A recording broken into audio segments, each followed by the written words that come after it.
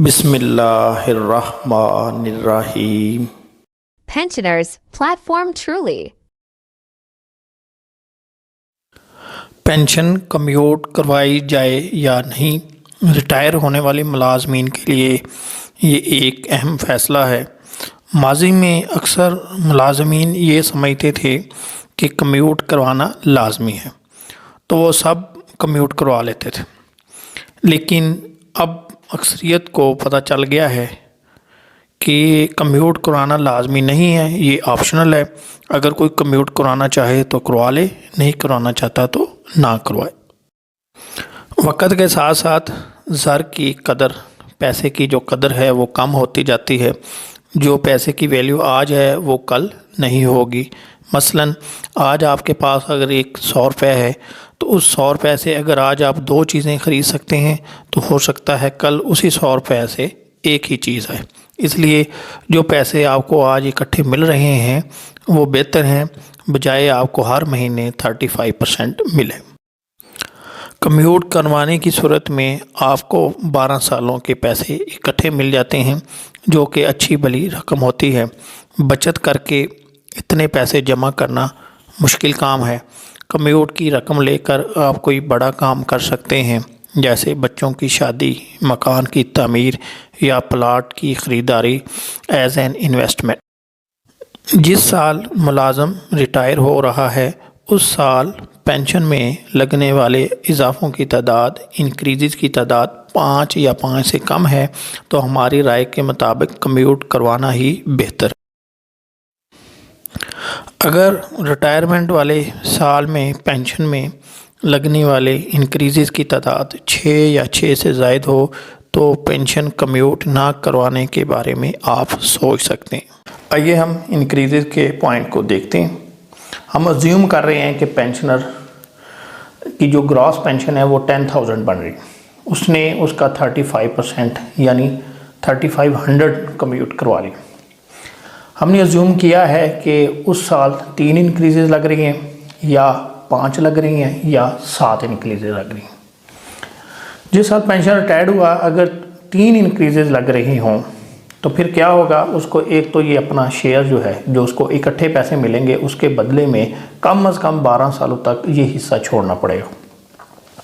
Plus इस 3500 के ऊपर जो इंक्रीज़ लग रही हैं ये 3, ये हमने लिखा है 15%, 7.5 और 10%, तो उसको 1260 रुपये और छोड़ने पड़ेंगे। यानी अगर वो कम्यूट ना कराता तो उसको मिलता 4760 रुपये। अब उसने कम्यूट करवा लिया, इकट्ठे पैसे ले लिए, तो उसको 3500 प्लस 1260 छोड़ना पड़ा। अगर उस साल 5 इंक्रीज़ लग रही हैं तो फिर ये उसकी जो छोड़ी हुई अमाउंट है वो बढ़ जाएगी, यानी उसको 3500 छोड़ना पड़ेगा प्लस इसके ऊपर जो 5 इंक्रीज़ लग रही हैं ये छोड़नी पड़ेंगी। तो इसका इफ़ेक्ट आ रहा है 2260 रुपये, यानी अब उसकी ये पेंशन काट ली जाएगी 5760 रुपये। और अगर उस साल, जिस साल पेंशन रिटायर्ड हुआ उस साल 7 इंक्रीज़ लग रही थी तो फिर उसको 3469 रुपये 3469 ये छोड़ना पड़ेगा, यानी 3500 कम्यूट का शेयर और 3469 इसके ऊपर लगने वाली इंक्रीज, ये भी उसको छोड़ने पड़ेंगे। तो अब देखें ग्रेजुअली, यानी अगर 3 इंक्रीज़ हैं तो उसको एक्स्ट्रा पे करना पड़ रहा है 1260, 5 इंक्रीज़ लग रही हैं तो उसको एक्स्ट्रा देना पड़ रहा है 2260, और जब 7 इंक्रीज़ हों जैसे कि पिछले साल में थी, पिछले साल 30 जून 2022 तक रिटायर्ड होने वाले लोगों को 7 इंक्रीज़ मिल रही थी, ये आपके सामने लिखी हुई है। तो उस सूरत में उनको डबल छोड़ना पड़ रहा है, यानी 3500 उसने कम्यूट कराया और उसके बदले में उसको 6969 छोड़ना पड़ा। अब जो पेंशनर है अगर कम्यूट करवाएगा तो उसको कुछ ना कुछ तो लॉस होगा, लेकिन लॉस का लेवल क्या है। अगर तो लॉस यानी जो उसको अमाउंट छोड़ी जा रही है वो कम है तो हमने कहा है कि 5 तक अगर हो तो पेंशनर जो है ना वो कम्यूट करवा ले तो बेहतर है। तो यहाँ तक तो ठीक है, यानी 3500 उसने कम्यूट करवाया और ये इकट्ठे पैसे ले लिए और उसके बदले में ये 2260 ये इसको एक्स्ट्रा देना पड़ा।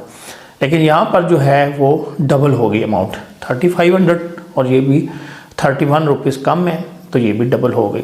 तो हमारे ख्याल में कि जब तक तो 5 इंक्रीजेस लग रही हैं तो पेंशनर कम्यूट करवा ले तो बेहतर है। लेकिन अगर 5 से ऊपर इंक्रीजेस चली जाएं, यानी डबल के करीब इफेक्ट चला जाए, तो पेंशनर फिर सोच सकता है कम्यूट ना करवाने के बारे में। 1 जुलाई 2022 और इसके बाद रिटायर होने वाले मुलाजमीन को पेंशन लाजमी कम्यूट करवानी चाहिए। इसकी 2 वजूहात हैं।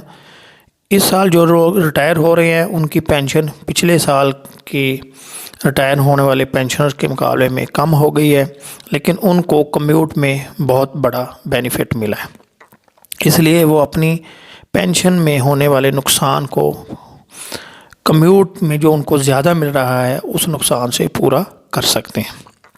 और दूसरी वजह है, हमने आपको फैसला करने के लिए एक पॉइंट दिया है कि अगर पेंशन में 5 या 5 से कम इजाफे मिल रहे हों तो पेंशन कम्यूट करवाना ही बेहतर है, और इस साल सिर्फ 3 ही इजाफे मिल रहे हैं।